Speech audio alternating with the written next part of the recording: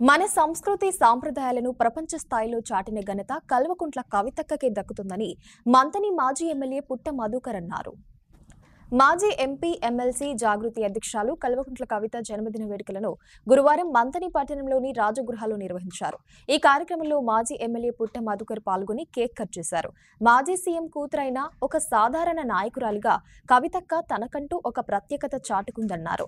ఆనాడు తెలంగాణ ఉద్యమంలో సైతం తన వంతుగా ముఖ్య పాత్ర పోషించిందని, ప్రజల్లో అనునిత్యం మమేకమై వారి కష్టసుఖాలను తెలుసుకునేవారన్నారు.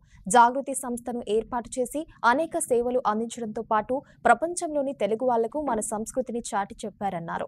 తెలంగాణ కోసం ఆలోచన చేసే కవితక్కకు మంతని నియోజకవర్గ ప్రజలు, నాయకులు, కార్యకర్తలు, అభిమానుల పక్షాన పుట్టినరోజు శుభాకాంక్షలను ఈ సందర్భంగా ఆయన తెలిపారు.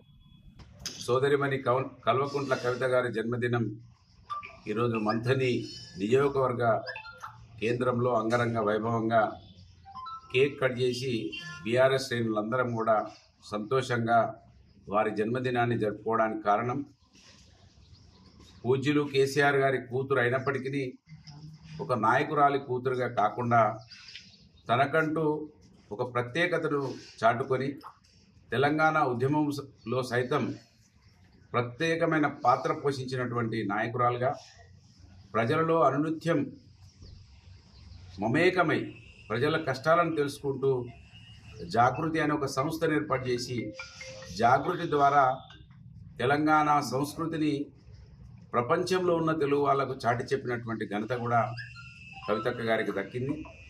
వారు తెలంగాణలో బతుకమ్మకు పునర్జీవం ఇచ్చినటువంటి విషయం కూడా మనం స్పష్టంగా చూడొచ్చు.